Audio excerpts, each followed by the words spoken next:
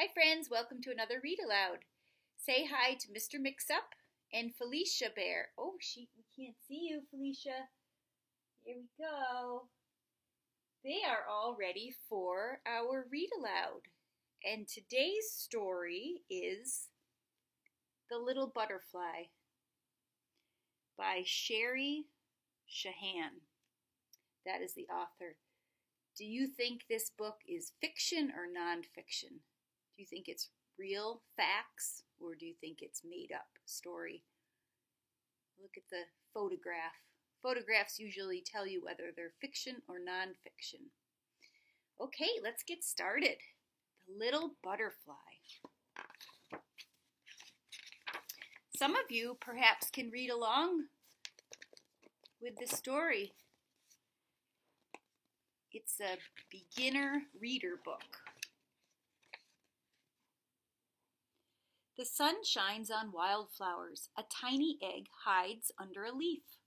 The egg splits open. A caterpillar crawls out. The caterpillar is very hungry. She eats her eggshell. Munch!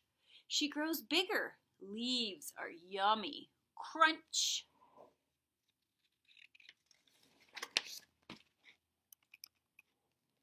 Other insects join the feast. Red aphids slurp sap. Bees slurp nectar. Spiders spin webs to trap meals. We know, of course, the spiders are not insects. They are in a different family called arachnids. The caterpillar grows even bigger. Soon she will be too big for her own skin. To keep growing, she must shed her skin. Who remembers what that's called when insects or animals shed their skin? It begins with M. This is called molting. Her old skin splits open. She wiggles out. She has a new set of stripes. She is always hungry.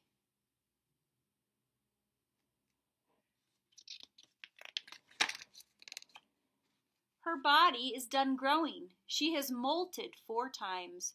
She spits up a blob of sticky stuff. She sticks to it and hangs upside down. I wonder what she'll do next.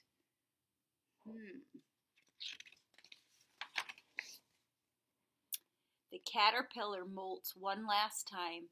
She has formed a sac around herself. The sac is called a chrysalis.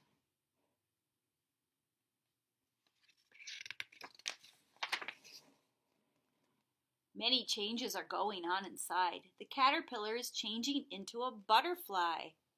Now the chrysalis is almost see-through. So when something changes into something else, does anybody know what that's called? That's another M word. It's a big word. When something changes into something else. Metamorphosis. After 10 days or so, the sac opens. A butterfly pops out, but she is too weak to fly. She holds on to the sac. She pumps fluid into her new wings. Her wings dry in the sun.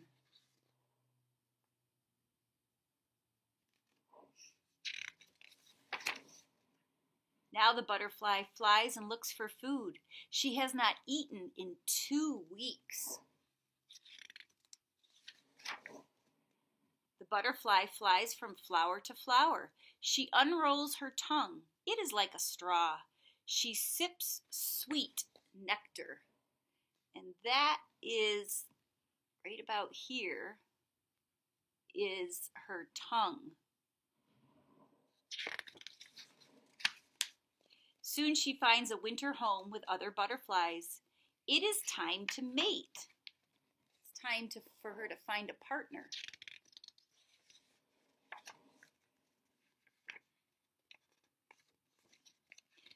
Our little butterfly lays her eggs under the leaf of a plant. A few days later, a caterpillar eats its way out of its shell. Oh, goodness, I'm having a hard time with this book. Sorry, friends.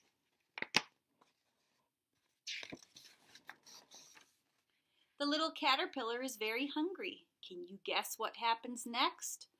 What happens next in the life cycle of a butterfly?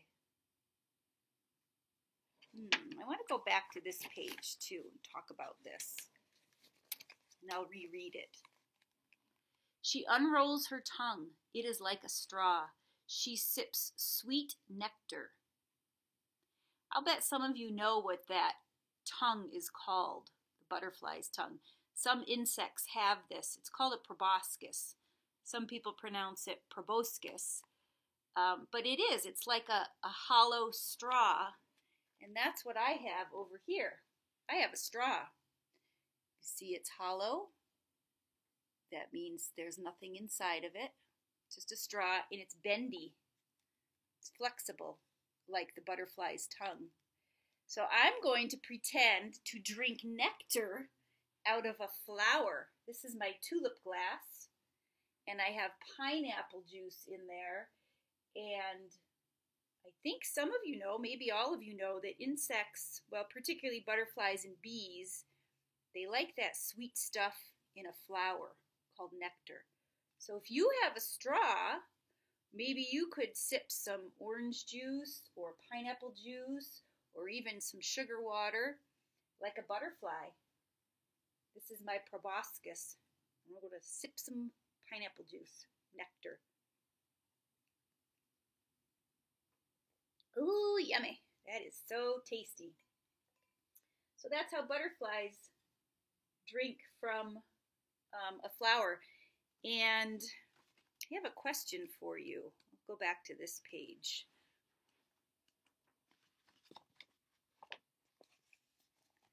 Bees have the same kind of tongue.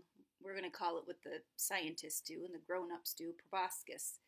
So bees have the same thing. That bee is slurping nectar with its proboscis from the flower. What other things do bees and butterflies have in common?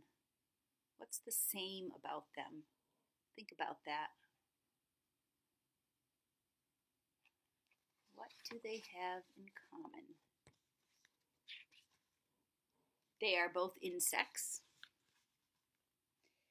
They both have 6 legs, 3 body parts, and 2 antennae. They both have proboscis. They both get nectar from flowers. Can you think of any other things that they have in common? Think about that. I'll see you next time. Bye.